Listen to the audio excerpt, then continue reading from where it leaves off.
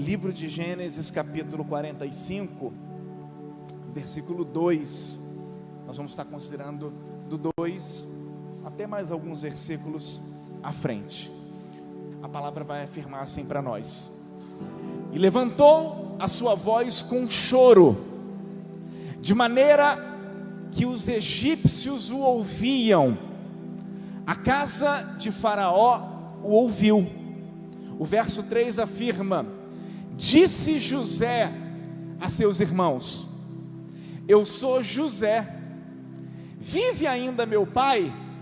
Seus irmãos não lhe puderam responder, porque estavam pasmados diante da sua face. Disse José a seus irmãos: peço-vos, chegai-vos a mim. E chegaram-se. Então lhe disse: eu sou José, vosso irmão, a quem vendestes para o Egito. Agora, pois, não vos entristeçais, nem vos pese aos vossos olhos por me haverdes vendido para cá, porque para a conservação da vida Deus me enviou diante da vossa face. Porque já houve 2 anos de fome, 2 anos de fome no meio da terra, e ainda restam 5 anos em que não haverá lavoura nem cega. Pelo que Deus me enviou diante da vossa face, para conservar vossa sucessão na terra, e para guardar-vos em vida por um grande livramento. Verso 8: assim não fostes vós que me enviastes para cá, senão Deus, que me tem posto por pai de Faraó, e por senhor de toda a sua casa, e como regente em toda a terra do Egito. Espírito Santo, nós nos voltamos a Ti nessa hora, com gratidão por Tua presença. Nós clamamos, ó Deus, que por Tua graça, o Senhor venha falar nessa noite a cada coração. Nós clamamos, Deus, que haja a atenção, a devoção necessária. Clamo, Deus, que uma vez mais o Senhor venha falar através da minha vida, por Tua graça e misericórdia. Eu oro em nome de Jesus, amém. Podeis estar assentados.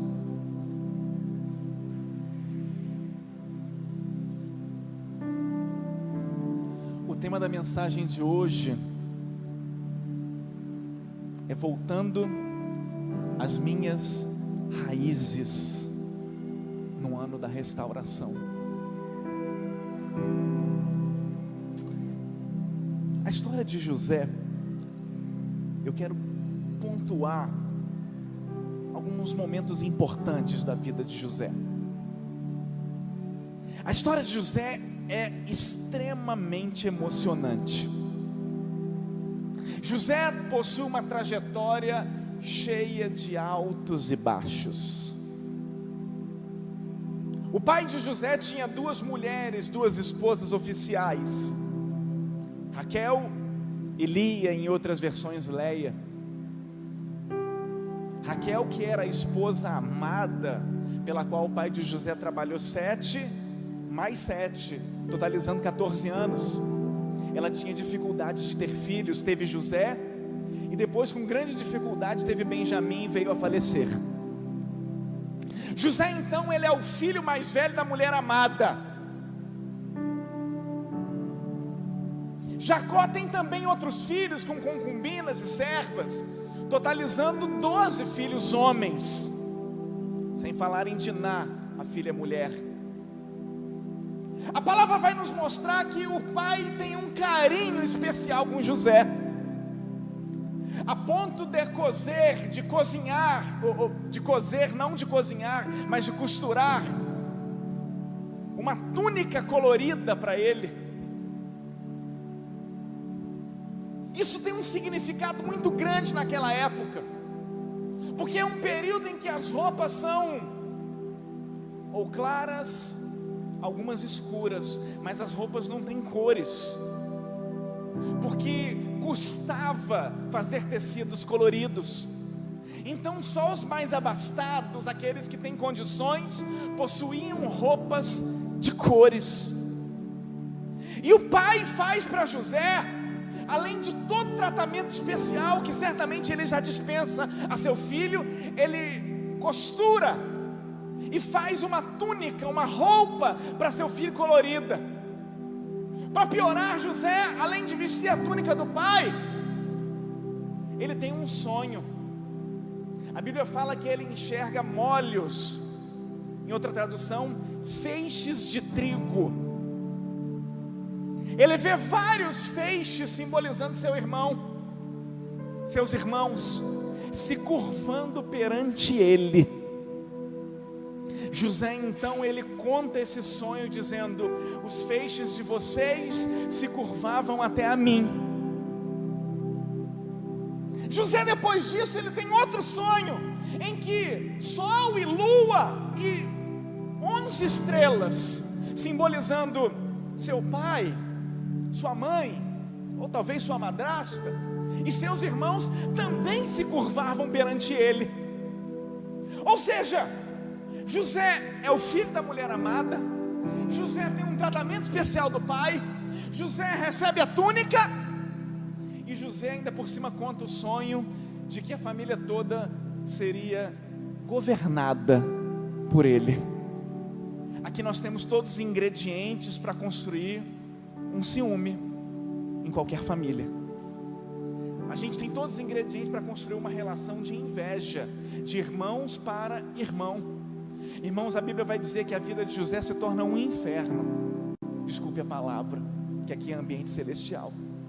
A vida dele se torna uma tribulação. Os irmãos não gostam, os irmãos têm ciúme, os irmãos fazem de tudo para armar, para intentar contra a vida de José.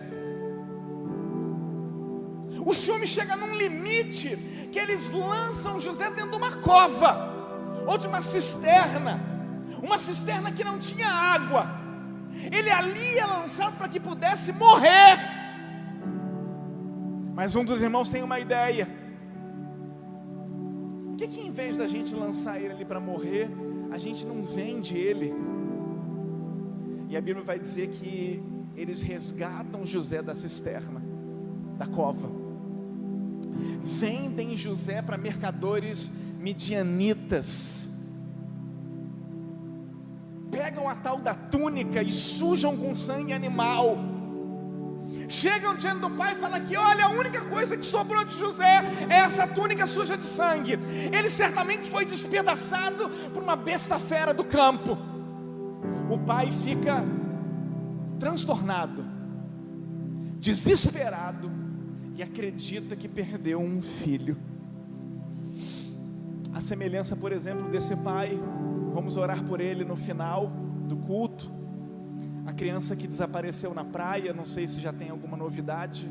Houve alguma novidade nas últimas horas? Não. Estuda na escola que a Suzana trabalha, e nós vamos orar daqui a pouco para que possa se esclarecer essa situação. A semelhança desse pai que nós não vamos julgá-lo, né? Mas perde seu filho diante dos seus próprios olhos. É a pior das sensações, né? Não sabe o que aconteceu com seu filho. Então o pai de José tem essa sensação. Ele tem uma túnica ensanguentada, mas ele não tem o corpo do seu filho para sepultar.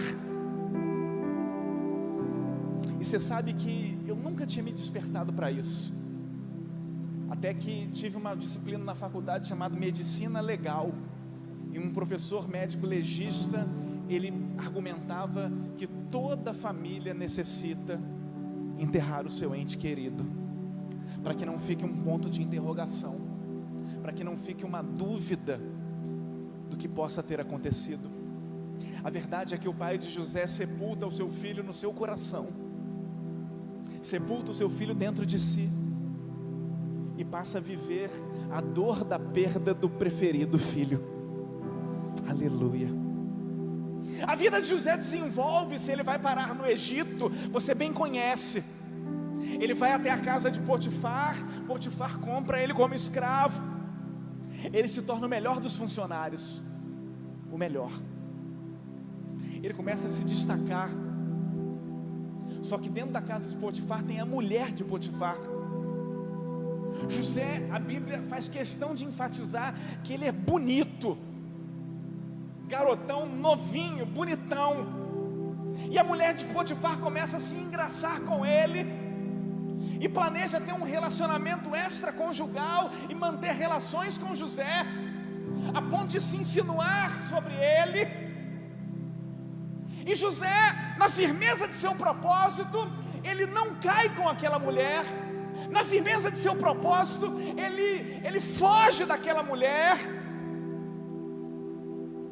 E aquela mulher, contrariada, ela fica com um pedaço da veste de José na sua mão e usa aquilo para acusá-lo de assédio. Agora o rapaz que era o filho preferido, que eu não falei no início, dominava a linguagem do hebraico. O filho que é instruído pelo pai, que tem várias valências de gestão, de administração, algo que inexplicável aos nossos olhos, só aos olhos de Deus que podemos explicar. Agora o jovem que tinha tudo para ter uma vida brilhante, ele é vendido pelos irmãos. Quando a vida começa a dar certo, ele é acusado de assédio de maneira injusta. Ele vai parar na prisão. E dentro da prisão, ele tem a oportunidade de interpretar 2 sonhos. Um do padeiro, outro do copeiro. O do padeiro é que ele ia ser morto, e no dia seguinte ele foi morto. O do copeiro é que ele ia ser restituído à sua posição. E ele disse: quando você for restituído, lembra-se de mim. O copeiro lembrou? Não lembrou. Passa-se 2 anos. Faraó tem um sonho. O sonho simbolizava, sintetizando para você, o símbolo do sonho de Faraó, que era o rei do Egito, simbolizava que por 7 anos a terra ia ter abundância, e depois daqueles 7 de abundância, teriam 7 de fome, de seca. E é o mesmo princípio nosso. Se a gente joga fora na abundância, a gente não tem na hora da seca. Se a gente joga fora no 13º, a gente não tem em janeiro. Se a gente joga fora nas férias, quando volta das férias fica sem nada. Não é assim que acontece com a gente? Ah, pastor, revelou. Não, isso não é revelação, isso é vida prática. E aí ninguém pode interpretar o sonho de Faraó. Aí o copeiro se lembra dele. É uma conexão de ouro. Eu preguei isso há muitos anos atrás. Tem pessoas na sua vida, tem pessoas que passaram pela sua vida, tem pessoas que Deus pôs na sua vida que talvez, olha, você pensa que já passou. Tem pessoas talvez que você pensa que não tiveram impacto, que não vão ter mais. Mas é justamente essa pessoa improvável que Deus pode usar para mudar o teu quadro hoje. É justamente a pessoa improvável que você não tem mais contato, que você não ligava mais, que você não falava mais, mas ele se lembra. E essa pessoa pode ser instrumento para a tua vida. Essa pessoa pode ser instrumento para mudar o teu quadro, para mudar a tua situação nessa noite. José então é chamado. Irmãos, muitos quando falam não vão no profundo. Ele não só interpreta o sonho, dizendo: o sonho significa 7 anos de abundância e 7 anos de falta. Ele não só interpreta, ele interpreta e vem com estratégia. Ele interpreta e mostra a forma de vencer aquela dificuldade. Faraó então fica assim, abismado, como um prisioneiro, sai da prisão e não só interpreta, ele sabe como resolver. Eu quero declarar na tua vida em nome de Jesus. Ontem eu preguei lá em Nova Iguaçu e um tópico foi: o Senhor capacita aqueles que chama. Você crê nisso? Você crê nisso sobre você? Ele capacita aqueles que chama. Jeremias pode responder: mas eu sou uma criança, eu não sei falar, eu não sei pronunciar. Gideão pode falar: mas eu sou o menor, a minha família não tem significância qualquer.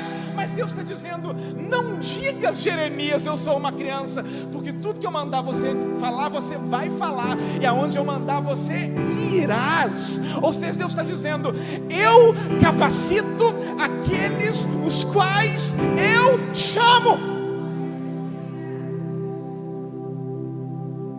Assim foi com José. Sim, inexplicável, irmãos. Uma coisa assim absolutamente inexplicável. Ele interpreta o sonho, e todo mundo que tem Instagram, pelo menos no meu aparece, dizem que aparece aquilo que você vê mais, né? Mas todo mundo que tem Instagram já viu algum curso de liderança, de gestão, alguém tentando vender alguma coisa, explicando como é que se lidera, como é que se administra. Não é algo assim que dá um estalo, cai do céu, vem uma revelação sobre a nossa vida. As pessoas têm aptidões, têm dons, e desenvolvem esses dons, e muitas vezes demora anos para acontecer e se formar um líder. Mas aqui a gente tem um governador, que ele sai da cadeia e vira governador. Simplesmente ele sai da prisão e se torna governador. Vai entender um negócio desse? Ah, pastor, mas o procurador, o secretário diz daquilo. Aqui no Rio a gente tem esses exemplos, tá? Aqui no Rio a gente tem exemplo de gente que saiu da cadeia e foi nomeado para cargos, vários. A gente tem secretário disso, secretário daquilo, que estavam presos, mas aí não é capacidade, aí é política, aí é arranjo político. Conhece alguém, conhece fulano, beltrano, ele adianta e nomeia, sai da cadeia para exercer um cargo. Aqui não. Aqui nós estamos diante de um preso injusto, injustamente preso, e que sai da cadeia para governar. Talvez você está aqui hoje, você não está na cadeia, nem saiu da cadeia, mas talvez tem cadeias te prendendo, tem cadeias prendendo o teu coração, tem cadeias aprisionando a tua vida, tem cadeias limitando os teus pensamentos, tem cadeias limitando o seu campo de ação. Deixa eu te dizer, José já era o gestor, José já era o administrador, José já tem algo de Deus na vida dele, mas tinha apenas uma cadeia limitando o campo de atuação dele, e o dia que a cadeia para de limitá-lo, ele põe em prática aquilo que Deus já entregou sobre a vida dele. E eu quero declarar, talvez existam cadeias espirituais, cadeias de pessoas, de relacionamentos ruins, de situações que a gente entrou ou se viu dentro delas, cadeias que vêm limitar aquilo que Deus já te deu, cadeias que vêm limitar aquilo que Deus já te entregou e pôs na tua vida. Eu quero declarar sobre a tua vida, em nome de Jesus, cadeias quebradas, em nome de Jesus. Cadeias quebradas.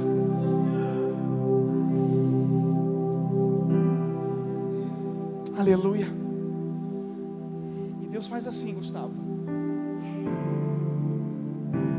Essa semana passada, perdi até o fôlego aqui, eu tô com... Ontem aconteceu isso também. Semana passada quebrou-se uma cadeia, não vou contar detalhes ainda. Quebrou-se uma cadeia na minha vida, algo que limita, mas assim, irmãos, foi dinamitada, sabe? Quando bota dinamite, o prédio rói de uma vez só. Deus quebrou uma cadeia. Eu quero declarar sobre a tua vida cadeias quebradas nessa noite, sobre o teu casamento, sobre o teu lar, sobre teus filhos, cadeias quebradas, sobre tua família, sobre teu ministério, cadeias quebradas. Veja, nós estamos diante de um rapaz de 30 anos, com a vida toda pela frente, totalmente capacitado. Mas o que adianta ser totalmente capacitado morando em Bangu 1? Comparação, 2 ou 3 ou 4 ou 5 ou 6.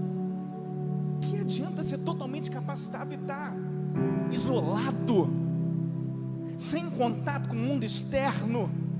O que adianta ser totalmente capacitado e estar preso?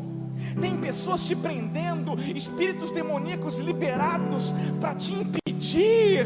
Deus está dizendo nessa noite: eu te trouxe aqui para quebrar cadeias sobre a tua vida, cadeias que se instalaram, cadeias que te amarraram. Essas cadeias têm que quebrar. Aleluia. Essas cadeias têm que quebrar. Pastor, como é que quebra cadeias? Basta o Senhor dar uma ordem a teu respeito. Eu fico me colocando no lugar de Faraó. Vamos nos colocar no lugar dele. Vem um rapazinho de 30 anos. Hoje eu tenho 41, eu chamo de 30 rapazinho. Mas quando eu tinha 16 eu falava que 30 anos era velho. Agora eu falo que 30 é rapazinho. Você está com quanto? 20 e pouco? 28. Você ainda fala que é velho, 30. Daqui a pouco você vai dizer também que é rapazinho. Vem um rapazinho de 30. Eu fico pensando em Faraó, pensando assim: aonde tu estava com essa sabedoria toda? Aonde tu estava com esse espírito excelente sobre a tua vida? Aonde tu estava com essa multiplicidade de dons? Aonde tu estavas? E José talvez pensando: eu estou conjecturando, a Bíblia não fala, é uma conjectura. Armaram contra a minha vida, meus irmãos me venderam, uma mulher se engraçou comigo, eu não quis nada com ela, e eu estava na cadeia. Eu quero declarar que quando tu abrir a tua boca, livre das cadeias, quando tu pôr em prática os teus dons, o teu conhecimento, a tua capacitação que Deus está te capacitando, quando tu pôr em prática, quando tu exercer nesse ano da restauração, as pessoas vão virar para você e vão dizer: onde tu estavas? Aonde estava a tua voz que eu não estava escutando? Aonde estava o teu louvor? Aonde estava a tua vida? E você vai declarar: estava preso em cadeias, mas Deus libertou.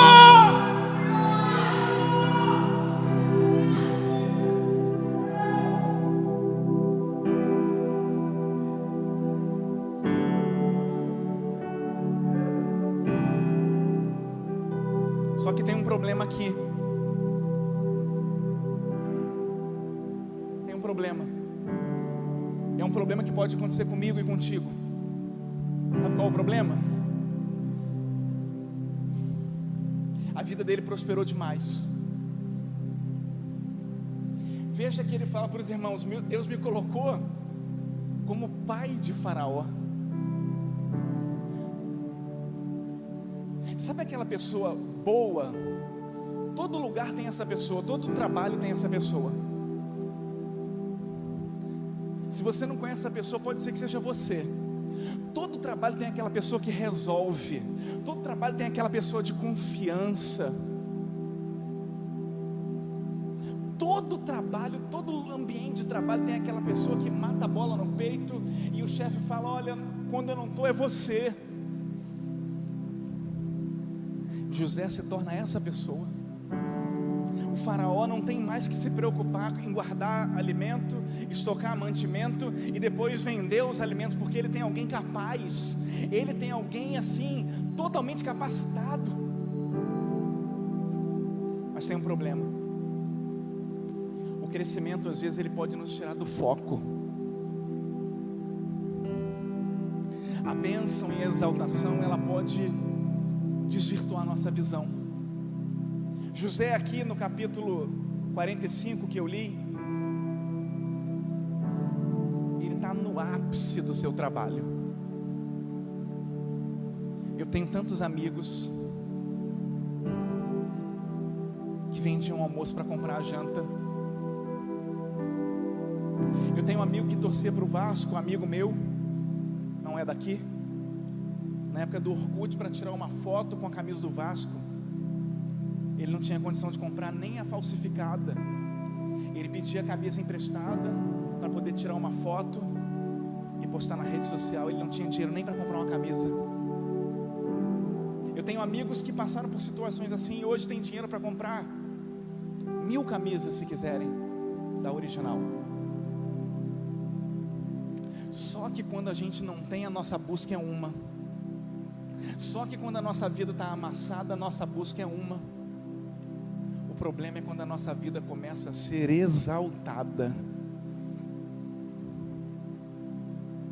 A gente teve um ano novo aqui com 109 pessoas. Depois me passa o número no final, para eu saber quanto teve hoje, por favor, trabalhadora Patrícia. A gente teve um ano com 109 pessoas aqui, para a glória de Deus.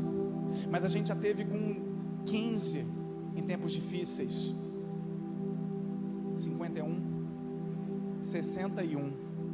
Esse ano a gente não vai baixar de 60 em nome de Jesus. Você crê nisso?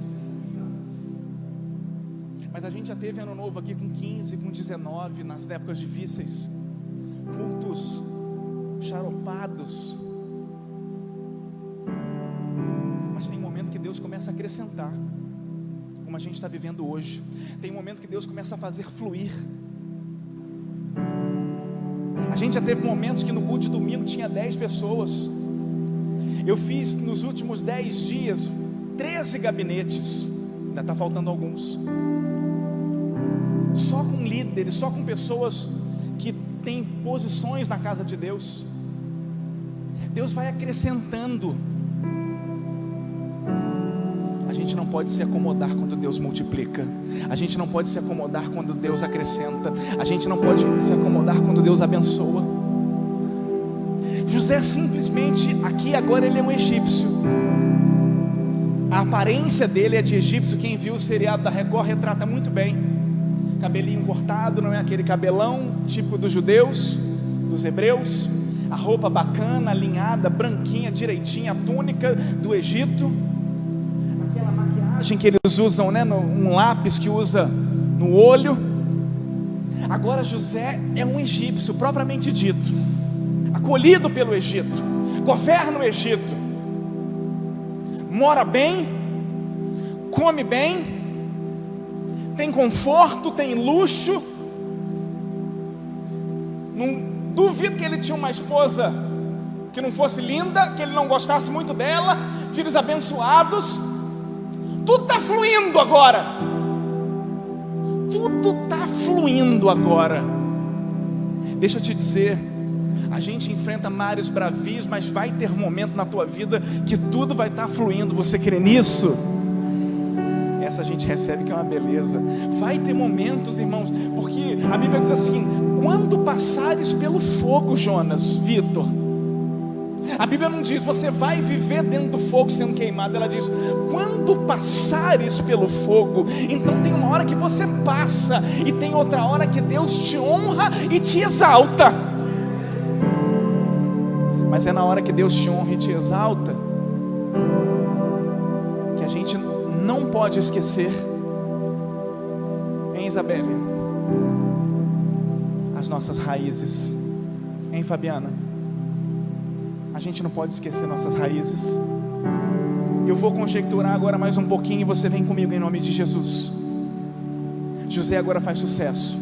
José agora manda e desmanda. Tanto manda e desmanda que quando ele vê os irmãos ele fala: enche de coisas, de mantimentos. Pega o dinheiro que eles pagaram e devolve. Ele dá ordem agora e as pessoas obedecem. Ele manda os outros fazerem por ele e os outros obedecem. Ele manda agora, ele não é mais mandado. E talvez ele pudesse pensar: eu sou um executivo, eu sou governador da maior potência do mundo. Irmãos, a maior potência do mundo na época, Egito. Ninguém tem alimento, Egito tem, maior potência do mundo. Compara hoje a uns Estados Unidos ou China, pra você ter uma noção. maior potência do mundo. A harpa cristã, os mais antigos vão se lembrar, o hino 36 da harpa. Eu lembro muito do irmão Luzardo, né? Os mais antigos, passarinhos, belas flores. Tem aí, Raquel, tem harpa aí, se puder. Passarinhos, belas flores, querem me encantar, são vãos terrestres esplendores, mas contemplo o meu lar. O hino da harpa, escrito na década de 20, pode tirar, ainda está no Vitorioso És, o fundo. Obrigado, Raquel. O hino está dizendo o seguinte: vem coisas nessa terra para nos confundir, vem coisas nessa terra para mudar a direção do nosso olhar, o nosso foco. Deixa eu te dizer, a gente vai buscar aqui as melhores estruturas, a gente vai investir aqui para ter as melhores estruturas, a melhor transmissão, o melhor louvor, o maior conforto para você e para seus filhos. Se as pessoas entram aqui e se surpreendem de uma igreja estruturada como essa estar onde está, vezes 10 eles vão se surpreender. Mas deixa eu te falar, Erivelto, no final não é o nosso foco, no frigir dos ovos não é o nosso foco. Raquel, mostra para a igreja qual é a nossa missão, por favor. Vamos ler aqui juntos? Nossa missão, vamos lá. 1, 2, 3. Levar.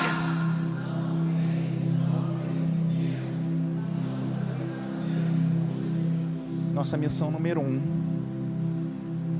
não é comprar um vestidão, um terno de R$300 para passar aqui em cima para vocês. Não é desfilar moda, não é dar show, espetáculo. A nossa missão são os não crentes para Jesus. A nossa missão final são os não crentes para Jesus. A nossa missão é buscar a minha e a sua salvação. Você está aqui hoje não é por quem está do teu lado, você está aqui hoje para buscar em Jesus a sua salvação. E depois de alcançar a nossa, nós vamos buscar outros para conhecer a mesma verdade que nós temos conhecido.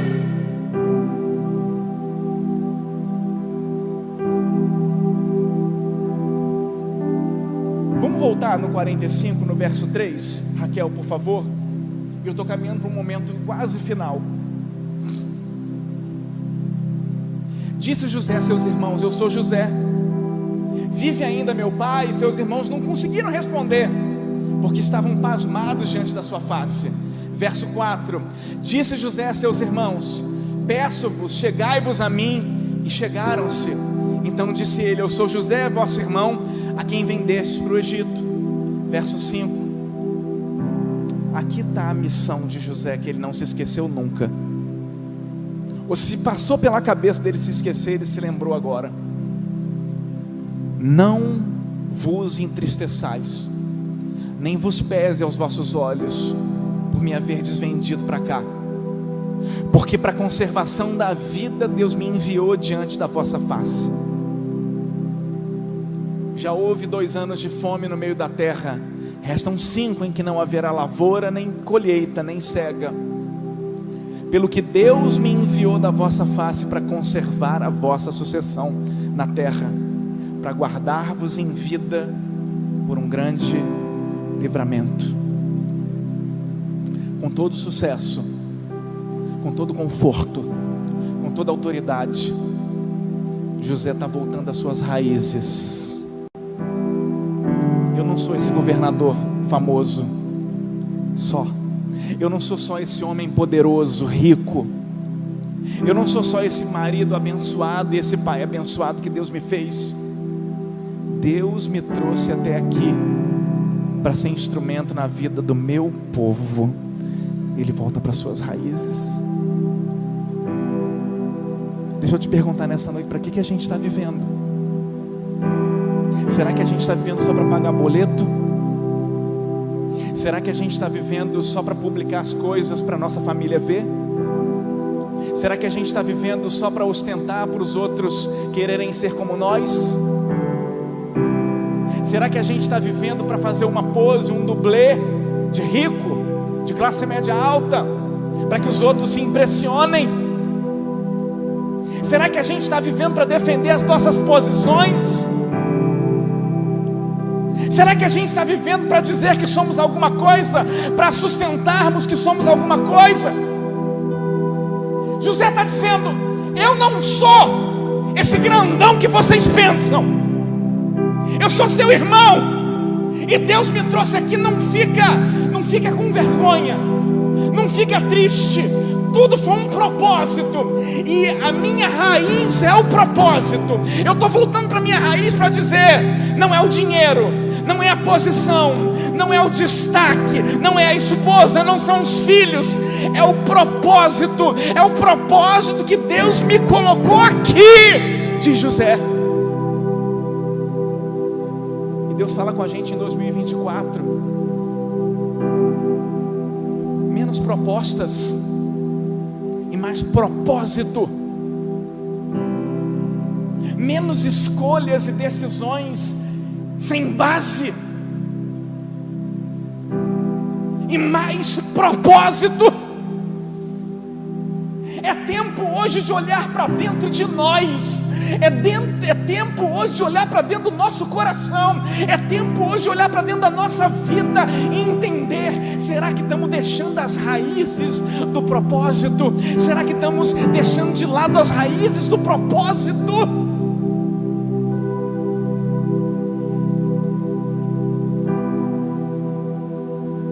Eu conheço pessoas, várias inclusive,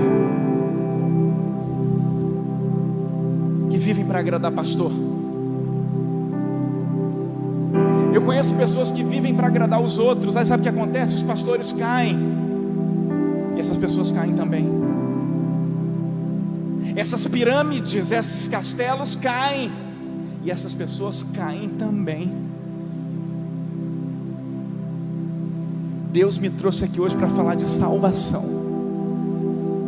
Dinheiro a gente precisa, carro a gente precisa, ministério a gente almeja, a gente gosta, trabalhar para Jesus é bom, mas Deus me trouxe hoje para falar de salvação.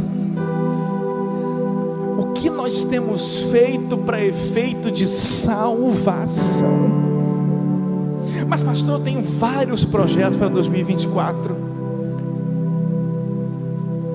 O projeto número 1: como está sua salvação?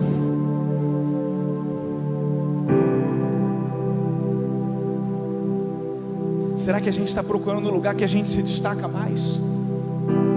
Será que a gente está procurando um lugar que o pastor dá mais ênfase para a gente? Será que a gente está procurando um lugar em que eu apareço mais? Ou nós estamos buscando a nossa salvação? O Pai está dizendo: hoje é tempo de olhar para dentro de você. O Pai está dizendo: é tempo de olhar para dentro da tua vida. Deus trouxe pessoas nessa noite para restaurar propósitos, para restaurar raízes, bases, estruturas que se perderam. Deus está falando com pessoas aqui hoje que veio trazer para quebrar cadeias, para que essas bases possam estar novamente firmes na tua vida.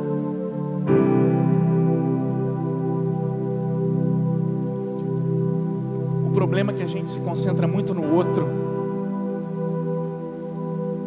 O homem que inventou o iPhone, se eu falar assim, vocês escutam. Wesley certamente sabe quem é. O fundador da Apple. Um dia ele foi chamado para fazer um discurso numa formatura. Ele não tem curso superior, ele já é falecido. Ele deu um discurso de 14 minutos. É um discurso lendário. Lendário. Está na internet, quem quiser assistir depois.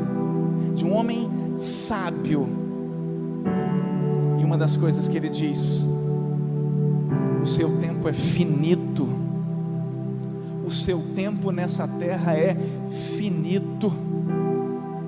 Para de se concentrar no outro. Isso é bíblico. Para de se concentrar no tropeço do outro, no erro do outro, na trajetória do outro. Deus está dizendo hoje: é tempo da gente aproveitar esse tempo finito e concentrarmos em nós. Não, mas o Gustavo, só dando um exemplo, o Gustavo não é isso. O Gustavo ou o João que está aqui de frente de mim, eles mesmos darão contas de si mesmos a Deus. O seu tempo é finito nessa terra. É tempo de olhar o propósito. É tempo. O seu tempo é finito. Não gaste a sua saliva com a vida dos outros, com a existência do outro, com o erro ou com o acerto do outro. Não gaste o seu tempo. Não, porque o seu tempo é finito. E quando a gente foca nisso, nós estamos saindo da nossa raiz. Quando a gente foca no que é do outro, a gente está saindo da nossa base. A gente está saindo do nosso propósito. E o meu foco não é o que o outro tem que melhorar. Não. Porque se tem uma coisa em 2024 que eu posso fazer, é mudar a minha vida e não a do outro. Talvez eu que sou pastor ainda tenha um pouquinho mais do que você, que não é ninguém, ministerialmente falando. O problema é que tem gente que às vezes acha que é o pastor. O problema é que tem gente que às vezes acha que é o líder e se concentra no outro, a vida toda despedaçada, precisando de reforma em tudo quanto é lugar e jeito. E Deus está dizendo nessa noite: não concentra no que é do outro, concentra no que é teu, no que é teu, no teu coração, na tua vida, no teu casamento, no teu trabalho, no teu ministério. E fica tranquilo que eu ainda sou o pastor, e se tiver que fazer algo, eu o farei. E se não tiver que fazer, não o farei. O problema e quem vai prestar conta serei eu e não você.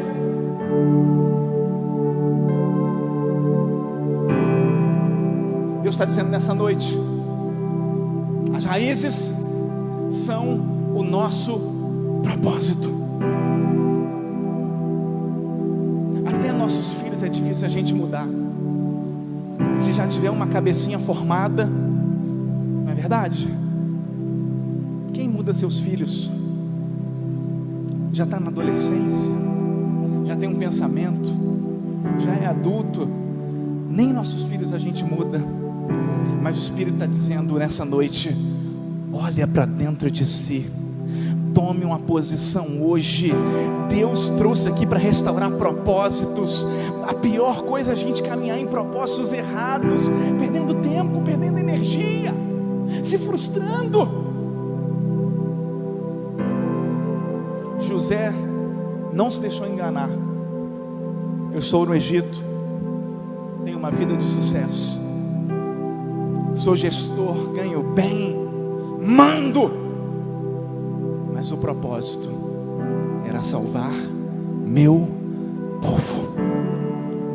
E o nosso é buscar a nossa salvação e contribuir para a salvação daqueles que estão lá fora. O Espírito está dizendo hoje: volte às suas raízes. Volte às suas raízes. Volte às suas raízes. Volte às raízes nesse ano da restauração. Ele quebra cadeias, Ele restaura o que tu já foi, Ele põe pessoas de pé de novo, Ele restaura. Restaurar é fazer novo de novo. Volte às suas raízes. Vamos estar de pé nessa hora em nome de Jesus.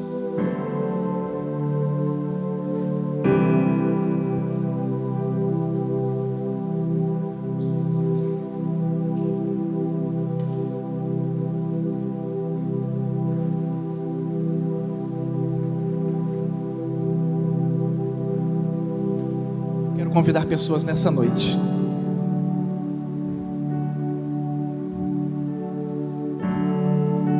Quero convidar pessoas nessa noite, em nome de Jesus, guiado pelo Espírito Santo, a restaurar propósitos, quebrar cadeias, estar de pé de novo, estar habilitado para coisas novas diante do nosso Deus.